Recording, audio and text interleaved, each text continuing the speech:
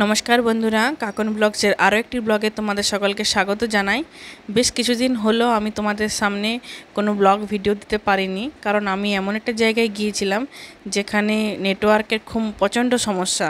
সেই জায়গায় গিয়ে ইউটিউবে ভিডিও আপলোড করাটা ভীষণ চাপের ছিল, তাই আমি কদিন হলো ব্লগ দিতে পারিনি। তো যাই হোক, সেই ভিডিওটা আমি তোমাদের সাথে পরে শেয়ার করব যে আমি কোথায় গিয়েছিলাম যেখানে নেটওয়ার্কের এত সমস্যা।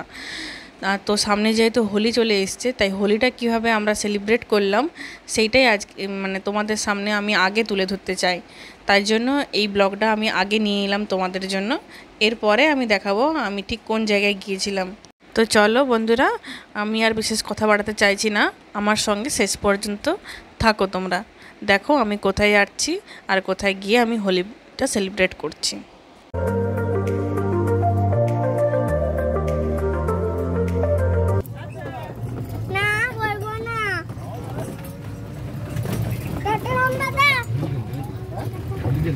তো তোমরা সবাই দেখতেই পাচ্ছ আমরা রেডি হয়ে টোটোতে চেপে গেছি। তো আমরা আজকে যাচ্ছি সোনামায়ের পিয়ের বাড়ি, মানে আমার ননদের বাড়ি কলকাতা। তো আমরা রাতের এই হাওড়া চক্রদলপুর ট্রেনটা ধরবো, সেই জন্য আমরা রওনা দিয়েছি স্টেশনের দিকে। জয়চণ্ডী এসে দেখি যে রেলগেট বন্ধ। এই রেলগেটটার জন্য আমাদেরকে হাতে সময় নিয়ে বেরোতে হয়। তো আমরা আদ্রা স্টেশনে পৌঁছে গেছি। যাই হোক, কপাল ভালো ছিল, বেশিক্ষণ দাঁড়াতে হয়নি জয়চণ্ডীতে। কিছুক্ষণের মধ্যেই আমরা গেট খোলা পেয়ে গেলাম আর আমরা চলে এলাম স্টেশনে আদ্রাতে।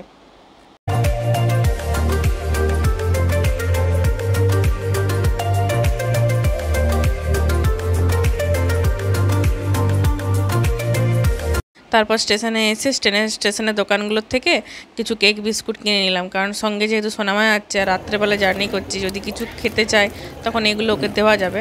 তারপর দুটো চায়ের কাপ হাতে নিয়ে বেশ কিছুক্ষণ স্টেশনে আমরা অপেক্ষা করেছিলাম। এখন দেখতে পাচ্ছ ঘড়ির কাঁটা প্রায় 11টা 2 বাজে। এখন আমাদের ট্রেন প্ল্যাটফর্মে ঢুকছে। কদিনই হলো এই ট্রেনটা বেশ লেটেই যাচ্ছে। তো আমার টেনশনেই ছিলাম যে কি জানি ট্রেনটা কত লেট করে। তো বেশি লেট করেনি, টাইমের মধ্যে এসছে।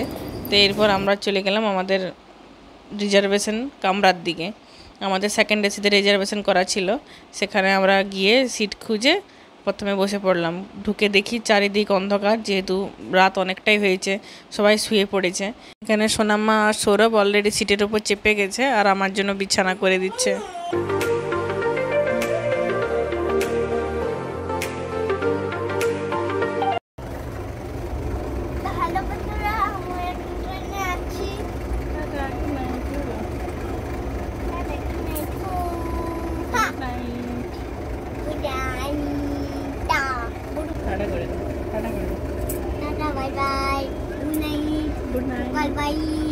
সকালবেলা আবার দেখা হবে।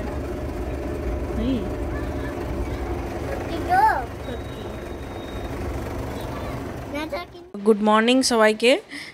ট্রেনে যেহেতু তাড়াতাড়ি ভিডিওটা পেরিয়ে যাচ্ছে ঠিকই, কিন্তু বেশ খানিকক্ষণ সময় লেগেছিল আমাদের এই জার্নিটা করতে। তো সকাল হয়ে গেছে, দেখতে পাচ্ছ সোনামা আদৌ ঘুমে উঠে গেছে। তো ট্রেনে নামবার আগে দেখছি আমাদের এই বন্দে ভারত যেটা পুরী যায় যে ট্রেনটা, সেটা দেখতে পেলাম ক্রস করছে। তারপর আমরা স্টেশনে নেমে গেলাম। আর এই যে ভদ্রলোক ছিলেন, ওনারা নিচের সিটটাতে ছিলেন, ওনাদের সঙ্গে পরিচয় হয়েছিল। ওনারাও কলকাতায় যাচ্ছেন, তবে এয়ারপোর্ট সাইডে ওনাদের বাড়ি, ওরা ওই দিকে যাবেন। আর এইদিকে আমরা এইদিকে রওনা দিলাম।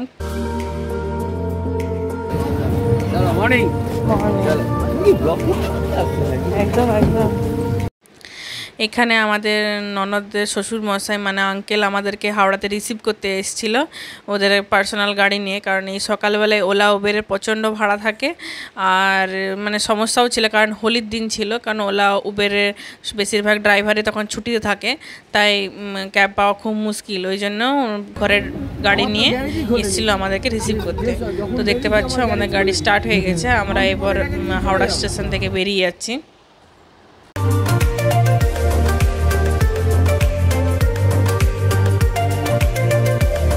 সামনে দেখতে পাচ্ছ হাওড়া ব্রিজের তলা দিয়ে আমাদের গাড়ি ছুটে চলেছে ঘরের দিকে। বেশ সকালবেলা টাইমটা প্রায় 6টা নাগাদ আমরা ট্রেন থেকে নেমেছি। এখন প্রায় 6:30টার মতো বাজে।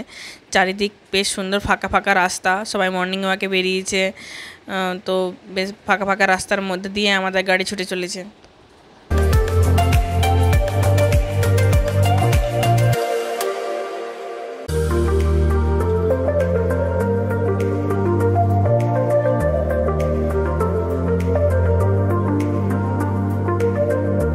ফাইনালি আমরা ননদের শ্বশুর বাড়ি পৌঁছে গেছি।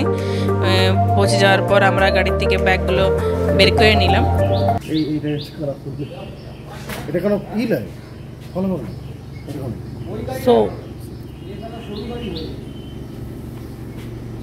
তারপর আমরা চলে গেলাম উপরে গিয়ে দেখি তখনও পর্যন্ত কেউ ঘুম থেকে ওঠেনি, চারিদিকে অন্ধকার, শুধু আমার ননদের শাশুড়ি মা শুধু উঠেছিল, বাকি সবাই ঘুমাচ্ছে।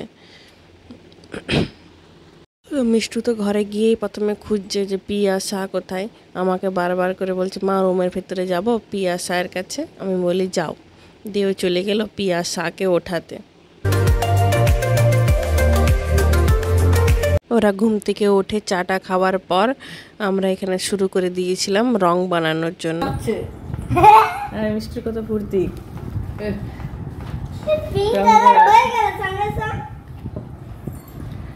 আর আমরা সবাই বসে বসে রং দেখছি, রং করা দেখছি আমরা।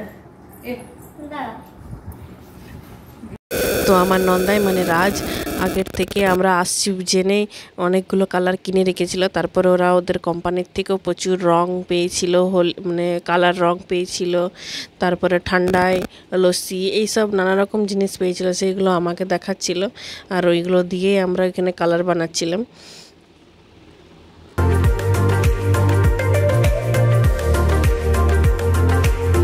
তারপর আমিও বসে গেছিলাম আমার নন্দায়ের হাতে হাতে একটু করে দেওয়ার জন্য।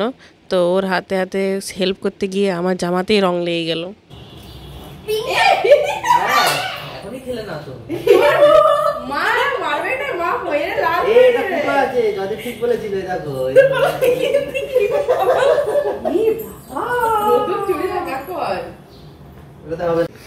তো তোমরা দেখতে পাচ্ছ এখানে আমরা হোলি প্রিপারেশন করছি। আমার নন্দা এখানে রং নিয়েছে, সব বালতিতে করে রং গুলছে। এই দেখো সব কালার নেওয়া হয়ে গেছে। এবার আমরা একটা একটা করে বেলুনের ভেতরে ভরবো সব রংকে। চলো তারপর ভালো জামা কাপড় ছেড়ে যে জামা কাপড়গুলো পরে রং খেলবো বলে নিয়ে এসেছিলাম সেইগুলোই পরে নিলাম, তাহলে এতে রং লাগলেও কোনো প্রবলেম নেই, যত খুশি লাগছে লাগুক।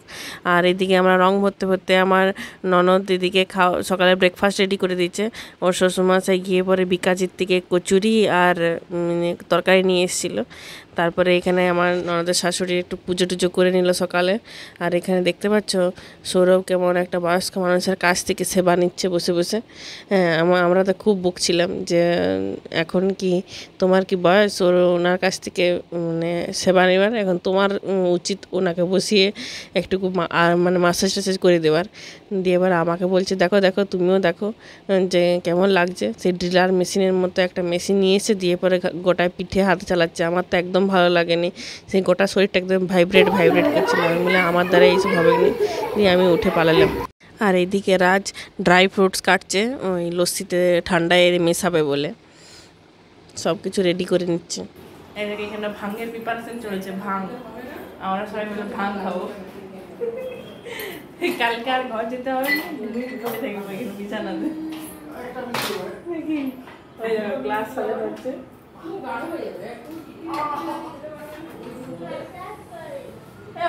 যা গ্লাসগুলো বের করছো তুমি, বড় বড় গ্লাস বের করছে।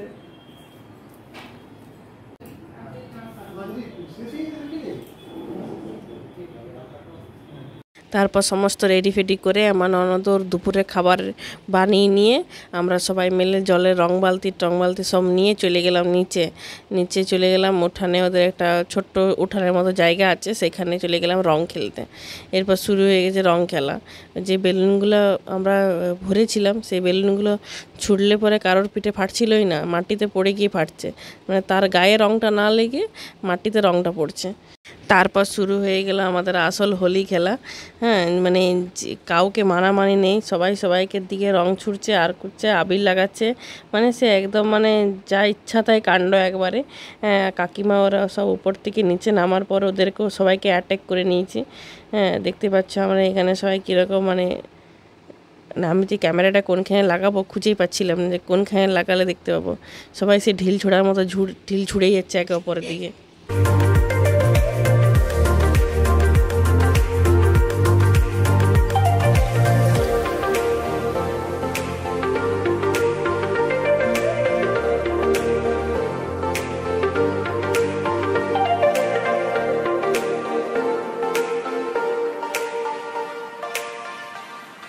হচ্ছে না।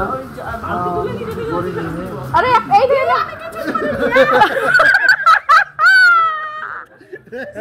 see the look so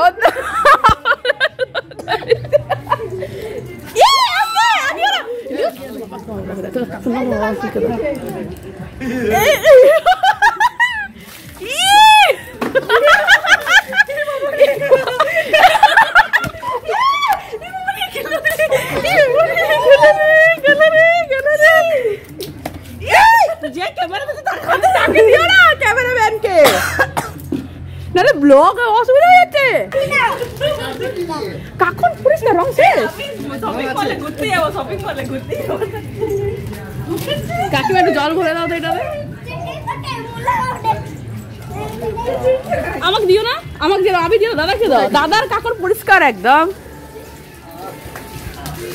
ইয়ে বাবা ওই সন্ধ্যাবী পরিষ্কার সন্ধ্যাবী পুরো পরিষ্কার সন্ধ্যাবী সব থেকে ভালো আছে সন্ধ্যাবী মুখটা দেখো আরে এই you're wasting you're making wasting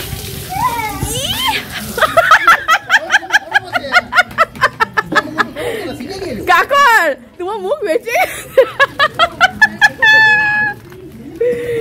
এই সোনা নাও আমি সোনাকে একটু লাগাই দে দাদা সোনাকে একটু দি দে তোরা এই দেখো আঙ্কেল এখন হচ্ছে রং এখন সকাল থেকে রং খেলবো না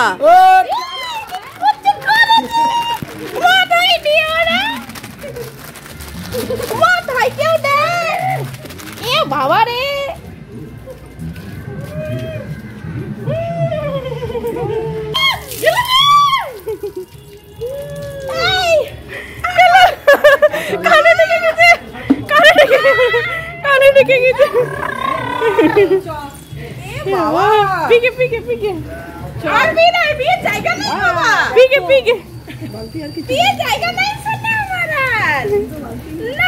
পরিষ্কার জায়গাগুলো দাও দাও দাও দাও একদম দিন ভদ্র ভদ্র আমরা ভদ্র হয়ে খেলি আমরা বাজে হয়ে খেলি তোরা বাজে হবে ছোট লোকের মতো পুরোকে দি দিও দিও আমরা পরিষ্কার করে নিয়ে এসে হাত থেকে বসি দেবে নাকি রাজা কি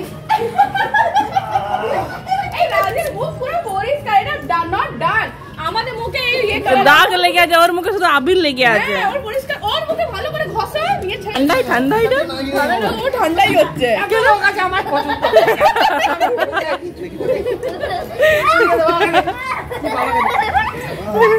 এখন আছে বাবা এই যাচ্ছে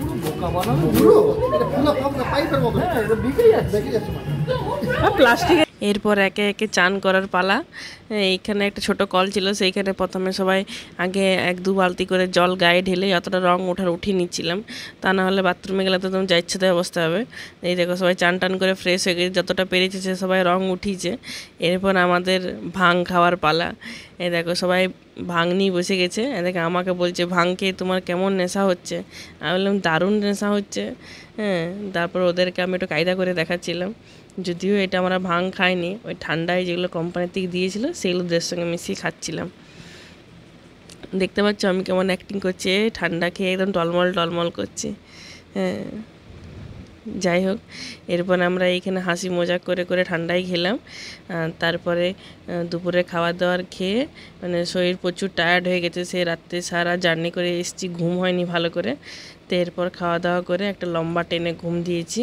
আজকে আর বিকেলে কোথাও যাব না ঘরেই থাকবো তো আমি ব্লগটা তাহলে এখানেই শেষ করছি আবার দেখা হবে তোমার সাথে পরবর্তী নতুন কোনো ব্লগে হ্যাঁ টাটা বাই বাই সবাই সুস্থ থেকো ভালো থেকো হ্যাপি হোলি সবাইকে